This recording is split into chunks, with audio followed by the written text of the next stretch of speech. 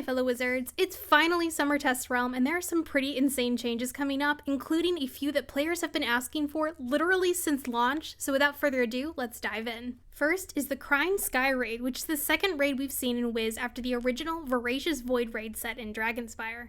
This time around, the setting is Azteca, and as we've seen from various teaser trailers, players will be smack dab in the middle of the chaos as Xibalba, the comet, descends to lay waste to the entire world and all the dinos along with it. Just like the Voracious Void raid, you'll need 12 guild members and a raid key to access this area, but this time around there are a few new changes to be aware of. First, you have to be max level, currently level 160, and second, you need to complete a pre-quest given by the new Raidmaster NPC Gwyn Fellwarden, who resides in Dundara in Avalon. Once you've done that, you can then craft the new raid key and enter the battle gate to access the new raid with rewards including new gear, pets, jewels, and more. Spoilers ahead, but we do have a guess at what the new raid gear looks like, and I have to say, I think I like it a bit better than the old raid gear purely on appearances alone. Up next is a change that players have been asking for since basically day one, and after almost 15 years, we finally got it.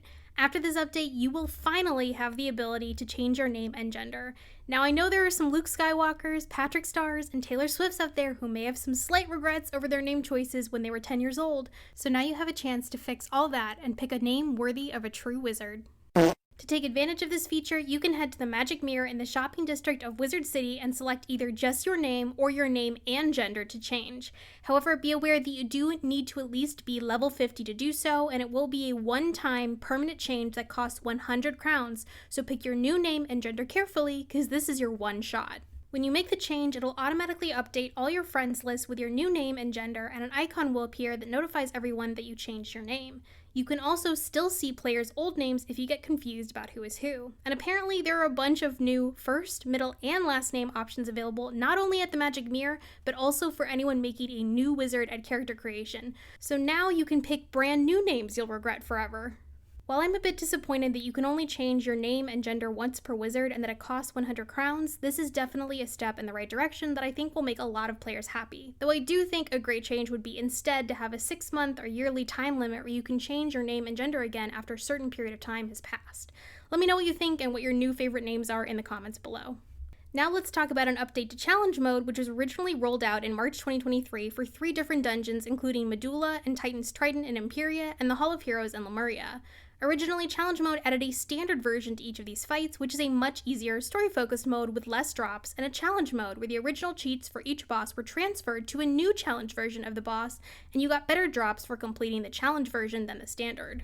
This time around, KI has tweaked these 3 existing dungeons further and made the challenging versions much harder to include additional cheats, advanced rules like no enchants, no standard mode spells, no AoEs, and more to really up the difficulty to the extreme for those players really looking for a tough experience. In return, the challenge mode will have an increased drop rate for boss loot compared to the standard version. Concrete examples of banned spells include AoE damage and heal spells like Rebirth and Stormlord, which are now standard mode only, along with infinite removal spells like Enfeeble and Shatter. Instead, 4 damage AoE spells now have Spellement Paths, with one path increasing their damage and the other turning them into divided spells, which can be used in the challenge mode dungeons. The 4 spells in question are Blizzard, Humongo Frog, Meteor Strike, and Sandstorm. These will work similarly to the existing Mirage divided spells like Iron Sultan or Sandworm, in that you can choose to divide damage up between 1 to 4 different enemies. In addition, there's also a new level scaling feature where if a higher level wizard than the content wants to join a lower level challenge mode dungeon, they will have their stats scaled back to the appropriate level, and all spells, TC, and pets that are restricted to higher levels will be removed from that combat, with the idea being that higher level players can still take part in lower level content, but have their stats nerfed to better fit the intended level bracket. An important thing to note too is that these restrictions from challenge mode will also now likely apply to any form of advanced combat, including raids and PvP as well, basically anything that isn't the PvE storyline. Overall, I could see these changes being a bit controversial, as some players obviously may just want to farm bosses for certain gear pieces and may not be interested in having a super challenging fight to deal with, so I think the reception of this change may largely depend on if you can still get boss loot from the standard mode, but maybe at just a lower drop rate than the challenge mode. I can also see issues when players want to swap between like challenge mode and regular PvE with regards to spellements, as they'd need to pay to reset the 4 pip AoEs back and forth between the 2 modes to use them effectively.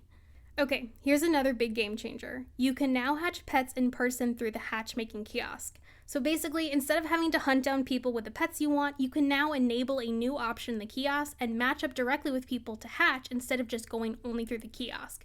You can now search for talents for both the kiosk and in person and get a choice about how you want to hatch. Hatching in person tends to reduce the gold or crowns cost of hatching for a pet by half, so this is a fantastic addition to the pet kiosk, especially when many hatches can cost over 100,000 gold per hatch if you don't do it in person.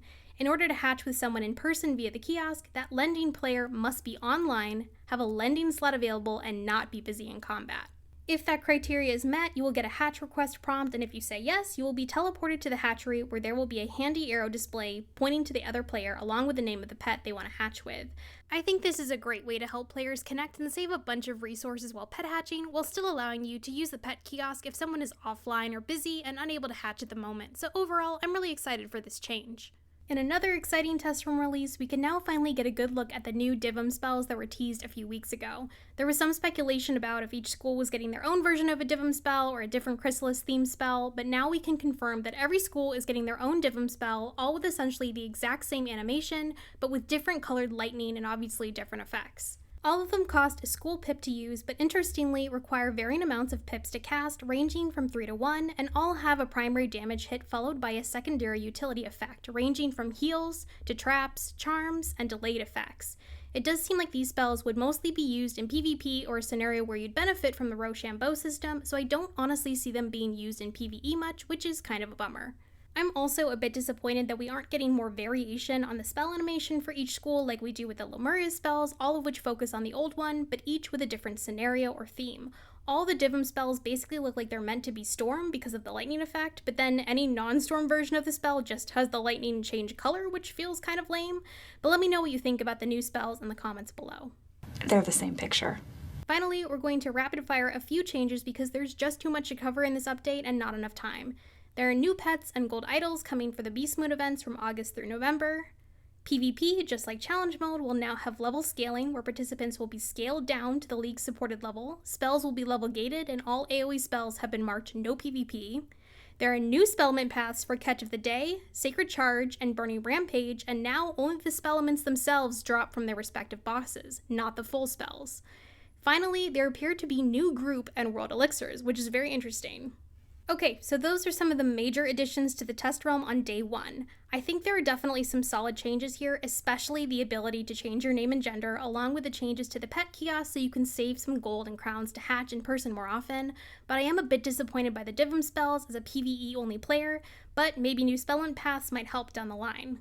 I do think everyone's interested to see what new raid drops everyone's gonna get and what new gear meta may be introduced as a result, but I do think there's still some frustrations with how guilds and raids currently function, especially when leaving your guild still has such a long cooldown rate, and it can be quite difficult for some groups to get the necessary 12 people to actually raid. So raiding is essentially still only an activity for the elite top players at the moment.